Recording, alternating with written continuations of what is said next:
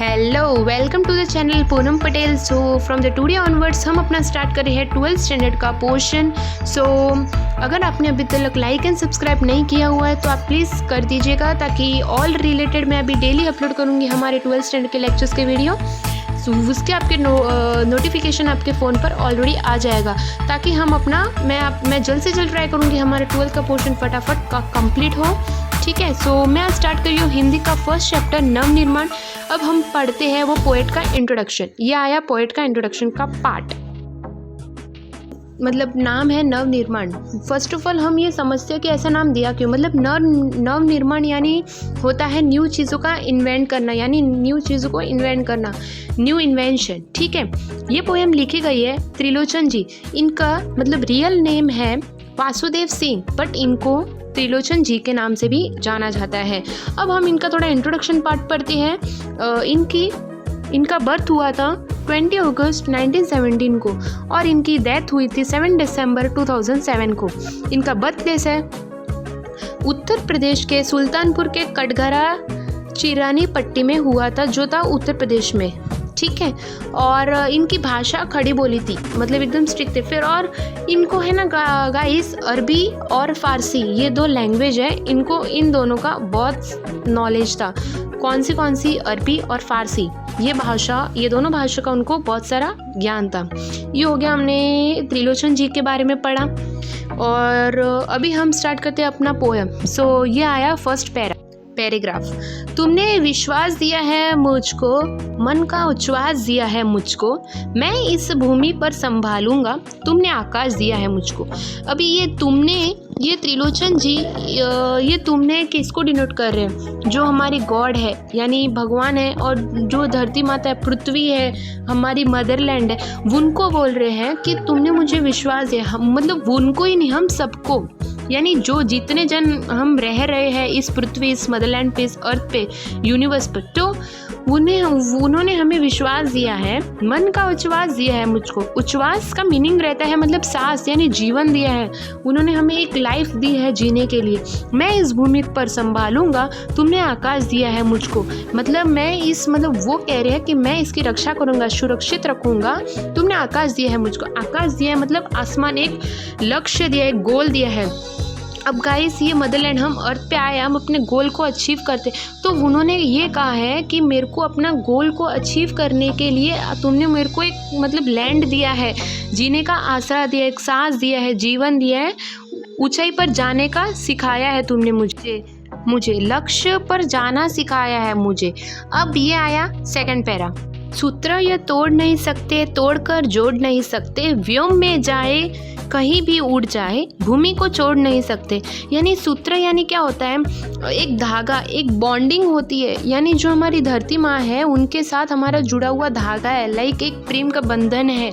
उनसे हम सभी उनसे जुड़े हुए हैं, तो हम उसको कभी तोड़ नहीं सकते, और अगर टूट भी गया तो हम उसको जोड़ नहीं सकते। आपने सुना ही होगा, हम अगर धागा टूट जाता है तो वो कभी जुड़ नहीं सकता, और अगर जुड़ भी जाए तो उसमें गांठ पड़ जाती है।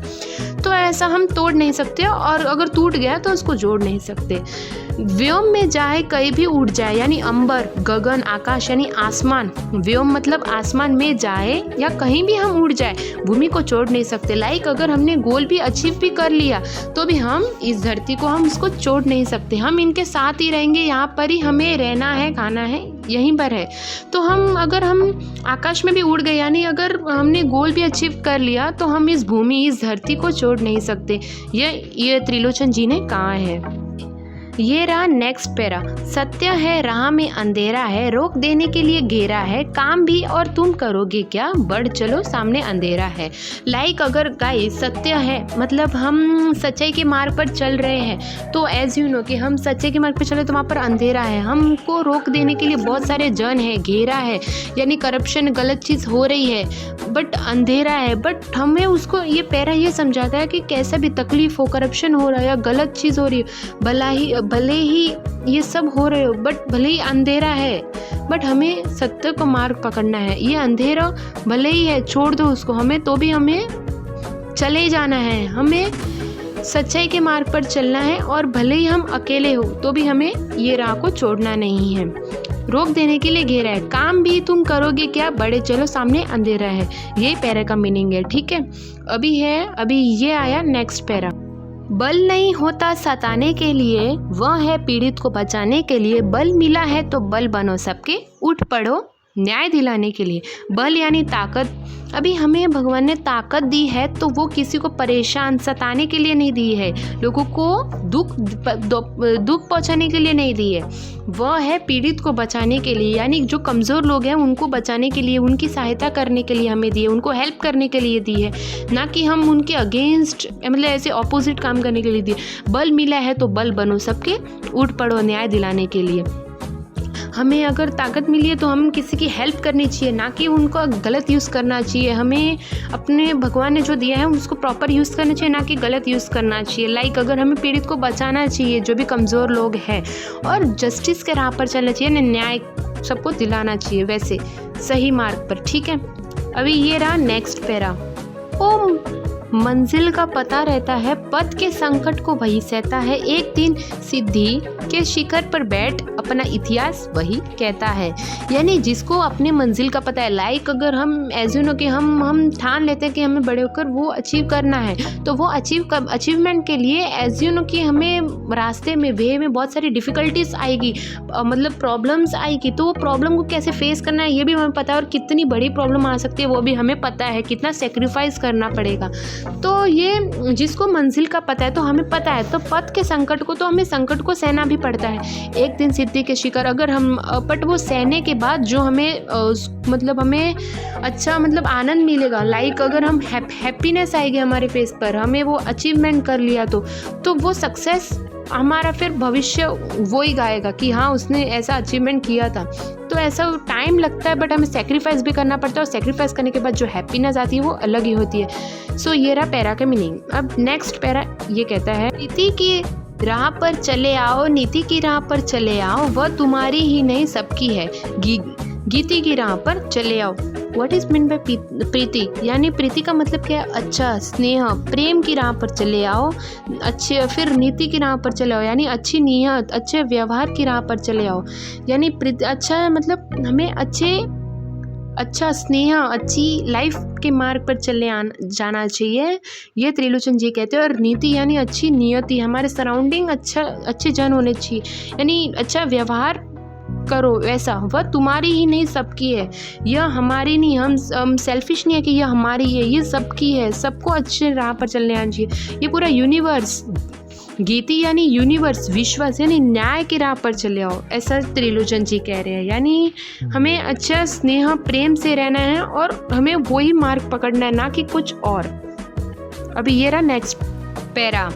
साथ निकलेंगे आज नर नारी, लेंगे कांटों का ताज नर नारी, दोनों संगी है और सहचर है, अब रचेंगे समाज नर नारी। व्हाट इज मीन में नर नारी, एज यू नो मतलब गर्ल और बॉय। हम अभी ऐसा नहीं कि लाइक सिर्फ बॉय ही मतलब बाहर कमाने मतलब जॉब करने जाता है, बिजनेस करने जाता है, वो ही गोल अपना अचीव करता है, ऐसा नहीं, और गर्ल नहीं कर सकती, वैसा कुछ नहीं। अब दोनों साथ में पूरा डेवलपमेंट लाएंगे, यानी दोनों साथ में काम करेंगे, साथ निकलेंगे आज के नर नारी, लेंगे कांटों के ताज नर नारी। वही अपना जो ये दोनों साथ निकलेंगे और दोनों में से कोई एक ही तो दोनों अचीवमेंट कर सकते हैं, यानी अभी दोनों अपने ताज यानी दोनों डेवलपमेंट कर सकते हैं, अपना खुद का वे बनाएंगे।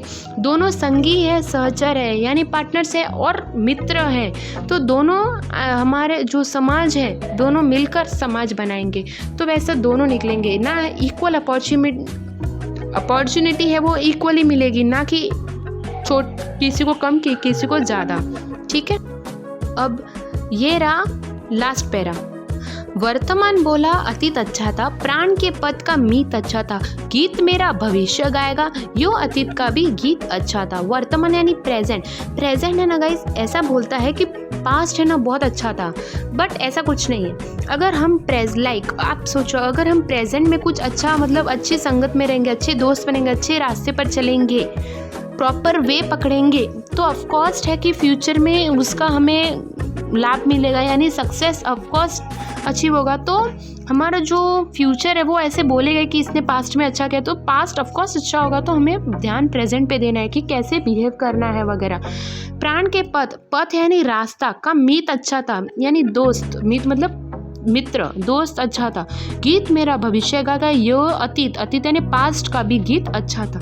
तो पास्ट भी लोग अच्छे ही कहेंगे। तो हमारा प्रेजेंट पर निर्भर रहता है कि हम कैसा करते हैं, तो हमारा फ्यूचर भी बेस्ट होगा, अच्छा होगा। तो इसलिए हाँ, हम पर निर्भर है कि हम किस सिचुएशन में कैसे बिहेव करते हैं। अगर हमने प्रेजेंट पे अच्छे से ध्यान दिया तो हमारा फ्यूचर भी उसमें कुछ अच्छा इम्प्रूवमेंट लाएगा। सो ये था हिंदी का फर्स्ट चैप्टर नवनिर्माण। होप आपको समझा होगा, मैंने सिंपल लैंग्वेज में समझाया था। अब गाइस प्लीज़ आप लाइक एंड सब्सक्राइब कर दीजिएगा ताकि ऑल लेक्चर रिलेटेड नोटिफिकेशन आपके फ़ोन पर आ जाएंगे। एज इट इज़ मैं अभी डेली लेक्चर्स की वीडियो अपलोड करने वाली हूँ। और अगर आपको कोई भी रिलेटेड डाउट है तो आप कमेंट सेक्शन में लिख सकते हो। और अगर आपको हिंदी का 12th का मतलब बोर्ड का अगर पेपर पैटर्न चाहिए तो आप मुझे कमेंट सेक्शन में बताओ, तो मैं आपको प्रोवाइड करती हूँ। So this is a lecture. Thank you all. Stay happy, stay safe. Thank you all.